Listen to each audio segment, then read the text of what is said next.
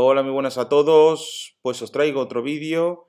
En este caso empezamos nueva sección, un nuevo tema y que tengo muchas ganas de empezarlo, que es la relatividad general. También espero que os haya gustado el vídeo introductorio que hice hace unos cuantos días. Y solo deciros que, bueno, porque también que me está costando muchísimo, pues sobre todo, primero releerme los libros, luego resumirlos y luego organizarme cómo voy a hacer los temas, que más o menos ya tengo una idea global de cómo lo voy a hacer. Así que espero que os guste todos los vídeos que van a y todos los que van pues, que voy a hacer posteriormente. Em, bueno, sin más dilación o empiezo el tema. Bueno, ¿qué es la relatividad general? Pues la relatividad general no deja de ser una teoría de campo gravitatorio, es decir, una teoría en la que está involucrada la gravedad. Fue publicada en 1915 y lo que hace es que generaliza lo que ya sabíamos, es decir, es la hermana mayor de la relatividad especial, es decir, que generaliza la teoría de la relatividad especial. Pero recordaros que la relatividad especial solo intervenían los observadores inerciales. Pero en este caso vamos a tratar a observadores que no son inerciales. ¿Y esos cuáles son? Pues por eso lo he puesto en paréntesis. Es decir, son observadores que están acelerados. Es decir, que por eso es el motivo de generalizar la relatividad especial. ¿Y por qué estas tres líneas? Pues voy a hacer un pequeño antecedente histórico. Es que este señor tuvo mucho valor, además de ser un genio, tuvo mucho valor de hacer esta teoría, porque es que la teoría gravitatoria de Newton llevaba, si no me equivoco, casi 200 años vigente. Es decir, y nadie se atrevía pues, a contrarrestarla, a hacer otra teoría. Pero Einstein, de una manera, se dio cuenta de que era incompatible su teoría de la relatividad especial con la teoría de Newton, que, bueno, posteriormente tengo una transparencia. Pero a grandes rasgos no le gustaba la idea de que la teoría de Newton, gravitatoria, fuese de forma inmediata, es decir, fuese instantánea. Es decir, que dos objetos se atraigan instantáneamente. Eso no le cuadraba y por eso y también le costó mucho cuadrar la gravedad pues, con su teoría de relatividad especial. Pues todo eso está encerrado entre estas tres líneas. ¿Y cómo formuló Albert Einstein esta relatividad general? Pues, y de verdad, yo cuando lo miro con los ejemplos prácticos de los libros, Dios mío, lo que se le ocurrió con estos dos principios. Es increíble, increíble el cerebro y la inteligencia de este hombre, de cosas tan sencillas como estas dos cosas, que al final acabe con una teoría de la relatividad general. Impresionante, que ahora os lo explicaré después. Bueno, los dos principios son el principio de covarianza y el principio de equivalencia, o como él denominó, que es muy curioso, la idea más feliz de mi vida. Eso dicho de su propia voz. ¿Y qué más podemos decir de esta teoría? Pues que también se usan conceptos de la geometría diferencial. ¿Por qué? Porque está muy ligada la gravedad con la geometría. Incluso hay una frase, vamos, que lo resume así un poco bestia, pero que la diré después, pero lo resume justamente de esa forma. ¿Y por qué se utiliza el estudio de la geometría diferencial? Porque se utilizarán posteriormente las variedades, que son un tipo de espacio-tiempo, ¿vale? Es un tipo de, exactamente, de espacio-tiempo. Y también interviene, pues que tenemos que incluir la curvatura del espacio-tiempo de estas variedades. Es decir, que tenemos espacio-tiempos curvados. ¿Y por qué es debido? Esto, bueno, esto será posteriormente a lo que lo identifique, pero el principal motivo es la presencia de materia. Es el principal motivo de la curvatura del espacio-tiempo.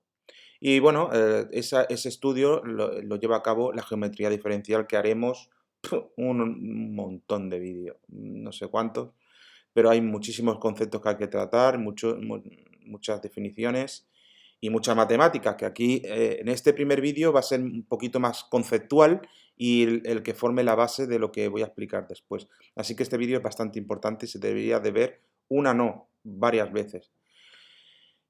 Luego hay una frase que me ha gustado muchísimo. Esta la encontré por internet de unos textos que estoy también siguiendo. Es de J. Wheeler, que este señor, la verdad, que murió, hombre, no recientemente, pero en el 2008. Era un físico teórico estadounidense. Y dijo estas dos frases. Dice, el espacio dice cómo se mueve la materia. Interesante. Pero la materia dice cómo se curva el espacio. Es decir, lo que está diciendo es que está muy interrelacionado la materia con el espacio y de la forma que se curva y se mueve. Es decir, todo está interrelacionado entre todo esto. Bueno, y como os he avanzado, ¿cuál fue la evolución? Es decir, voy a poner unas cuantas transparencias de el que yo creo, además de todo del libro que sigo, bueno, dos, y luego aparte lo que miro por internet para contrastar, es la evolución del pensamiento de Einstein, el que yo creo que fue su evolución. Primero, de lo que yo creo que él pensó que no cuadraba. Es decir, para formular su teoría de la relatividad general. Bueno, pues aquí pongo como un combate. Newton versus Einstein. Hay cosas que no le cuadraban a Einstein, como he avanzado en la transparencia anterior. Y es que, por ejemplo, la teoría de la gravedad de Newton no es covariante, es decir, no transforma bajo lo típico de la definición de covariante, es que no transforma correctamente bajo transformaciones de Lorentz. Esto es son las únicas fórmulas que he puesto en todo este vídeo. Estas son la aceleración de una partícula en un campo gravitatorio, que es este de aquí, este es el campo gravitatorio y esta es la aceleración de la partícula. Y es, pues, este signo supongo que es de atracción. Y luego tenemos la ecuación de Poisson, que nos relaciona, fijaros, relaciona la densidad de la materia en el universo, es decir, que increíble, es decir, estamos tratando con todo el universo en la ecuación de Poisson. Y la constante de Newton, que ya le puso directamente su nombre. Pues estas son las dos ecuaciones y si, por ejemplo, ponéis, a ver, a la forma el que lo quiera hacer, aquí si ponemos, por ejemplo, un campo gravitatorio prima, lo que tenemos que hacer es, pues, multiplicar por una transformación de Lorentz, si os recordáis, por este mismo, e igualarla. Y luego tenemos que aplicarle el laplaciano, que es este de aquí, el operador laplaciano. Y como veréis, no transforma adecuadamente. Es decir, no se consigue que transforme con las transformaciones de Lorentz. No es covariante. Seguimos con la evolución del pensamiento de Einstein. Seguimos también con el Newton versus Einstein. Incompatibilidades. A ver,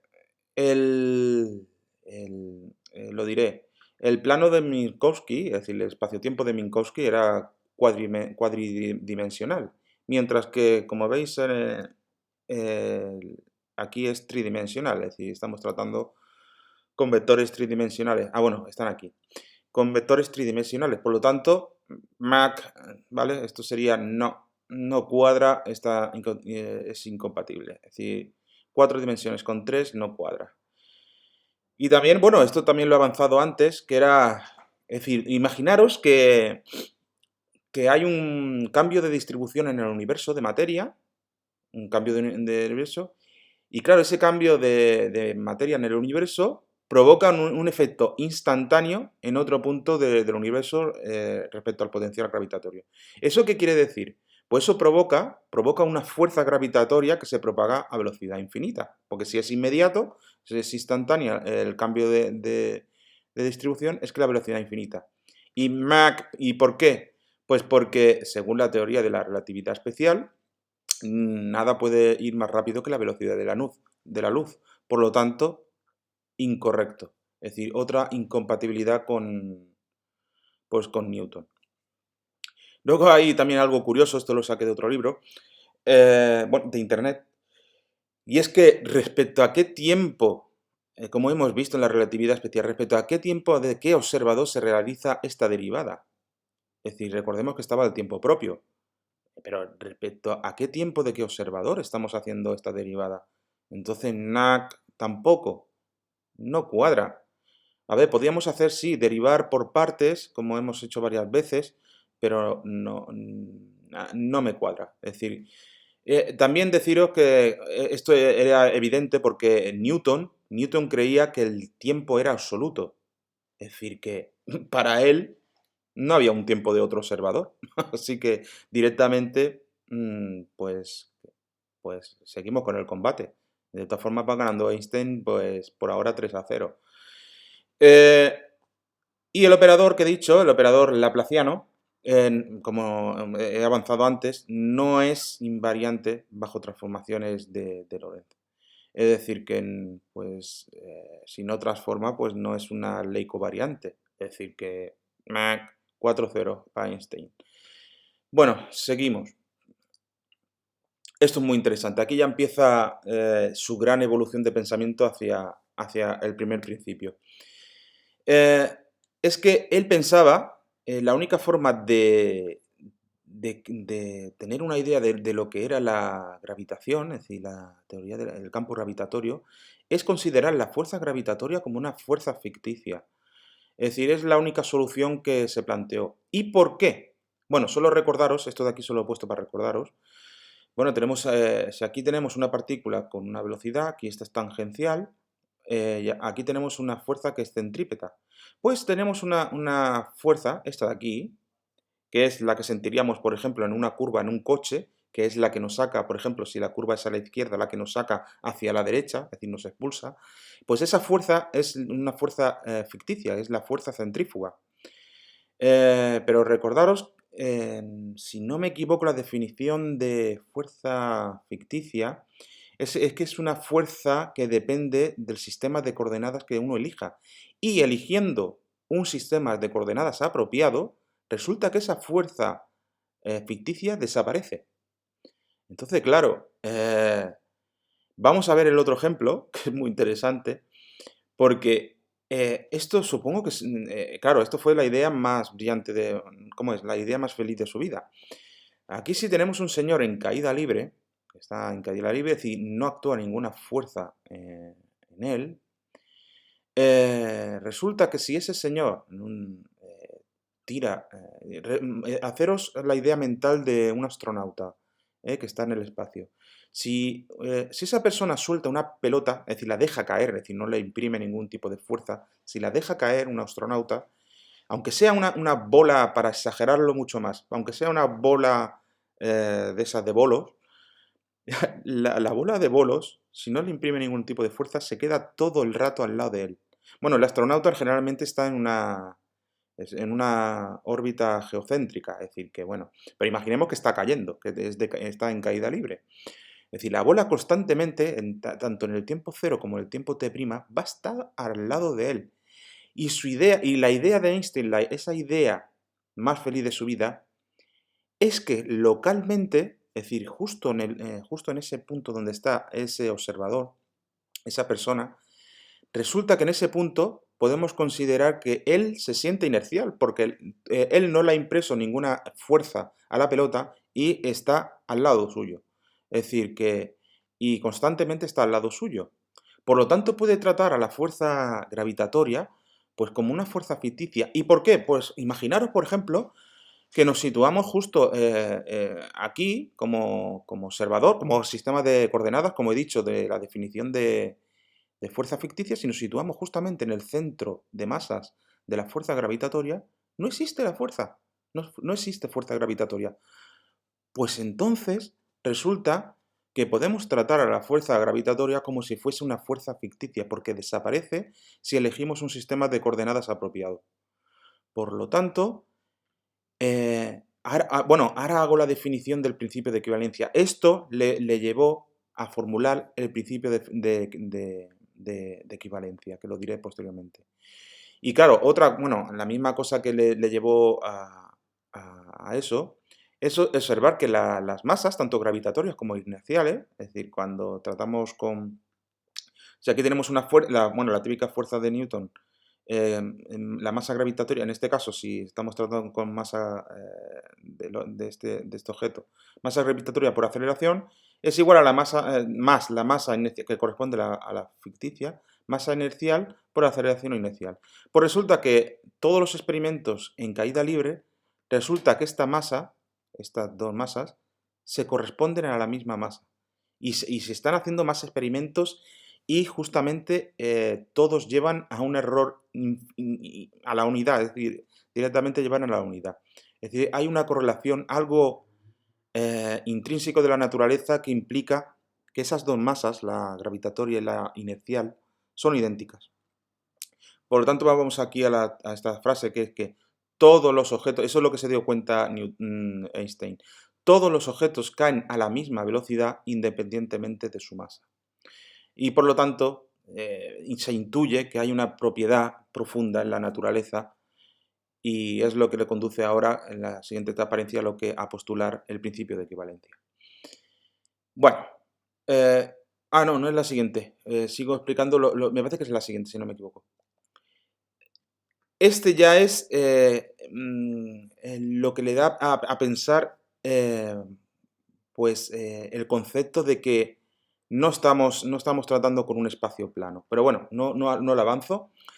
La tercera forma de evolución del pensamiento es con este ejemplo que sale un montón de libros, un montón. Y se califica como la inhomogeneidad del campo gravitatorio. ¿Por qué? ¿Por qué es inhomogéneo? Porque no es igual en todas las zonas del espacio. Bueno, vamos a tratar el experimento de que tenemos un astronauta que, como siempre, suelta una pelota al lado suyo, él se cree inercial, que está en el ecuador y está en caída libre hacia el centro de masa, en el campo gravitatorio. Y también tenemos otro astronauta en el polo norte, que también se cree él que es un observador inercial. ¿Por qué? Porque él también suelta una pelotita y se mantiene al lado de él. Pero el experimento está claro que estos dos observadores son ortogonales. Es decir, están en direcciones... Es decir, un observador inercial mantiene una velocidad constante, pero claro, es decir, que sigue una línea recta. Y claro, hemos dicho que vamos a considerar como la fuerza gravitatoria como una fuerza inercial. Por lo tanto, este señor se está dirigiendo al centro de masas, es decir, en línea recta, y va a parar aquí. Pero resulta que estando en dirección ortogonal, también está yendo en línea recta y está yendo también al centro de masas. Es decir, aquí algo no cuadra. ¿Cómo dos observadores están yendo en línea recta? Están yendo en línea recta y encima están con un ángulo ortogonal, es decir, tienen direcciones ortogonales, y resulta que acaban en el mismo punto. Es decir, vosotros pensadlo por un segundo. Los dos están yendo en línea recta, forman un ángulo de 90 grados entre ellos dos, son ortogonales, y resulta que ellos dos acaban, si lo miráis, no cuadra. Por lo tanto, estas tres líneas, no existe un sistema inercial que contenga a los dos observadores a la vez como inerciales. Y los dos son inerciales, es decir, sus experimentos son inerciales. Él localmente está diciendo que es inercial y es correcto. Y este señor es inercial y es correcto. Entonces, ¿cuál es la única forma de explicar este experimento? Pues consecuencia. Resulta que localmente, para él localmente, cada observador es inercial, él es inercial.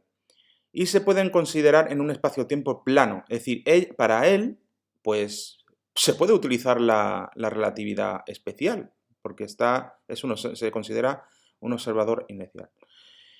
Es decir, que él se puede considerar como un espacio-tiempo plano. Pero globalmente no podemos decir que este espacio es plano, sino que esto es otro concepto. Uniendo todos los espacios planos en cada punto, podemos construir un espacio global que en realidad no es plano, sino que es curvo. Y aquí surge el concepto de curvatura del espacio. Justo en esta idea, que no sé si se le ocurrió de esta forma. Este ejemplo lo pone en un montón de libros, así que supongo que algo de verdad tiene que ser o es una forma didáctica de explicarlo. Y bueno, ¿y cuál es el estudio matemático el concepto de que algo localmente es plano, pero que globalmente es curvo? Pues lo trata, eso es una variedad, y eso es dentro del estudio de la geometría diferencial, que por supuesto es la parte matemática de la teoría de la relatividad general, que es lo que nos va a llevar, pues, es lo más fuerte de todos los vídeos matemáticamente de lo que va a venir después. Y ahora por fin ya podemos decir los dos principios y definirlos. Los voy a leer directamente porque son muy interesantes. Engloban todos los conceptos anteriores. El principio de equivalencia, ¿cuál es? Pues que que observadores en caída libre, en un campo gravitatorio general, pues son localmente equivalentes a observadores inerciales. Es decir, ellos localmente se creen inerciales en un campo, estando en caída libre en un campo gravitatorio. Y no hay experimentos locales que puedan distinguir entre estas dos situaciones. Y el principio de covarianza es que, como es evidente, las leyes de la física deben tener la misma forma en todos los sistemas de referencia, es decir, ya podemos estar en cualquier lado. Ya puede ser curvo, ya puede ser plano, ya podemos estar en Marte, ya podemos estar en donde sea. Todas las leyes de la física tienen que ser igual para cualquier observador, para cualquier sistema de referencia. Y claro, ¿qué forma que hemos hecho en todos estos vídeos anteriores? ¿Qué forma podemos tratar que esto se cumpla? Pues que las leyes de la física, deben, por lo tanto, transformar de manera covariante. ¿Y eso qué significa? Pues que tenemos que tratar con objetos matemáticos que son los tensores, que son los únicos que se transforman correctamente bajo cambios generales de coordenadas. ¿Y por qué es? Y es la nota que pongo aquí abajo. Porque los tensores es la herramienta matemática perfecta gracias a su invariancia, es decir, no cambian bajo cambios generales de coordenadas. Es decir, si no cambian, podemos utilizarlos aquí en Marte, en donde sea, no en el espacio curvo o donde sea. Pero claro, tenemos que utilizar luego otras herramientas matemáticas que ya veremos después con la geometría diferencial. Muy importantes. Seguimos. Ahora vamos a mostrar pues, unas pequeñas implicaciones matemáticas de lo que conlleva el principio de equivalencia. Algo tan sencillo es ese experimento que se hizo supuestamente en su mente y esa implicación tan grande que implica ese principio de equivalencia. He puesto estos dos porque también aparecen en un libro y me gustó muchísimo, porque se deja ver justamente lo que estamos diciendo.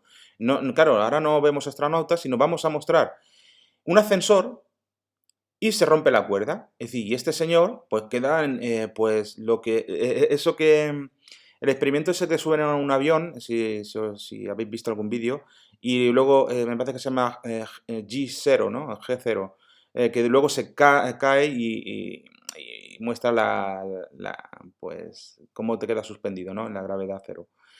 Pues más o menos es lo que intenta visualizar esto, es decir, que está en un campo gravitatorio y cae. Pero claro, él está encerrado en una caja y él está notando que flota.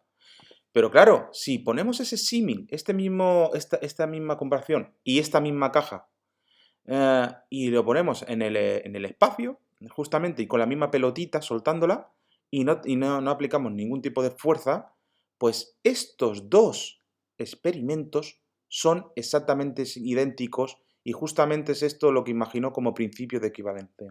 Es decir, un observador en caída libre en un campo gravitatorio es igual a un observador inercial. Así que justamente estos son idénticos. Pues continúo. El hecho de que localmente un observador, esto de aquí, él no puede distinguir, estando encerrado aquí en un ascensor, no puede distinguir entre estar en caída libre o ser un observador inercial. ¿Y esto qué implica? Esto es muy importante, estas líneas, muy importante. Porque esto es lo que él conllevará matemáticamente posteriormente, todo esto lo llevará a la matemática.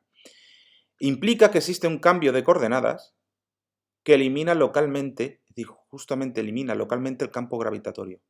Es decir, hay un cambio de coordenadas, existe, que localmente anula el campo gravitatorio. Y no solo eso, es que justamente, como hemos dicho, se crea un observador inercial. ¿Y eso qué implica? Pues que localmente el espacio-tiempo es el de Minkowski, ¿no? Es el espacio-tiempo plano donde puede utilizar la relatividad especial. Es decir, que, claro, el cambio de coordenadas elimina localmente el campo gravitatorio. Y justamente ahí se convierte en plano y puedes utilizar la relatividad especial. Es decir, eso, vamos, eso fue una bombilla que se le apareció encima de la cabeza. Fue increíble. Pero, y también, bueno, pero que, claro, del ejemplo anterior de el ángulo de 90 grados en el polo norte y en el ecuador, globalmente, todos estos espacio-tiempo planos en cada punto, es decir, porque son locales, pegados y cosidos, a ver, esto matemáticamente luego tiene su referencia. Me parece que hago un pequeño inciso al final del vídeo en una definición. Todos estos espacios planos en cada punto pegados y cosidos es lo que origina el espacio-tiempo con curvatura. ¿Por qué? Imaginaros un espacio, lo que he dicho, inhomogéneo, es decir, que la gravedad es diferente en cada punto. Es decir, en cada punto tú tienes que utilizar un sistema de coordenadas diferente y una base, es decir, una base de coordenadas diferente.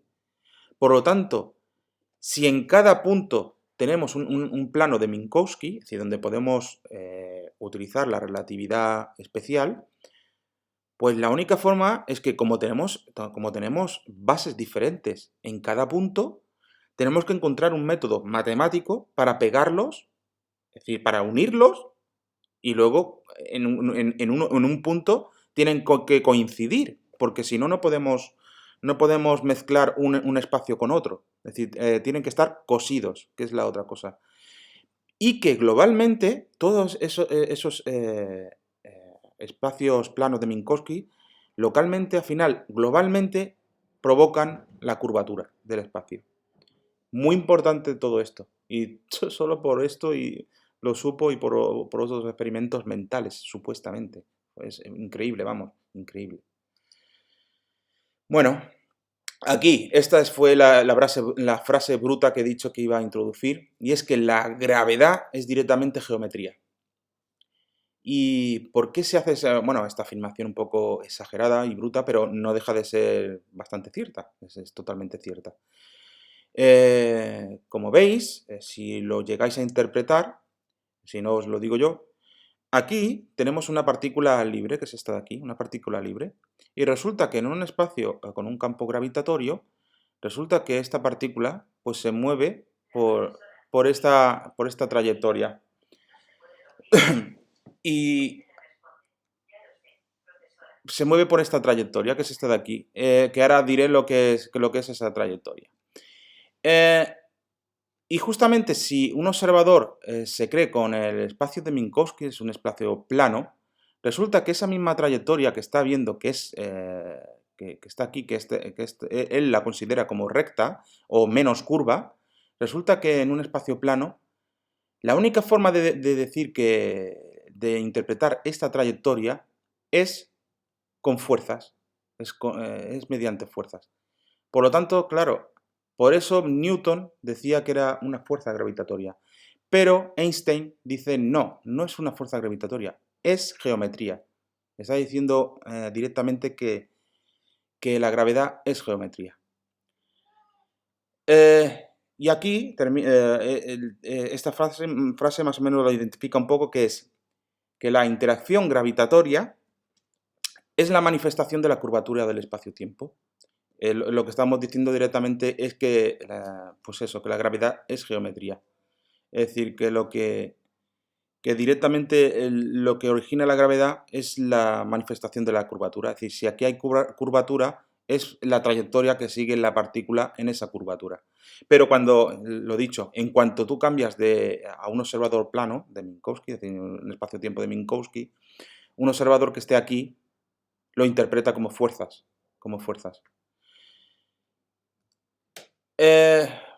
seguimos más o menos. Vale, aquí solo identifico lo que se llama una geodésica, que a mucha gente le gusta esta definición. Bueno, es el concepto de la geodésica.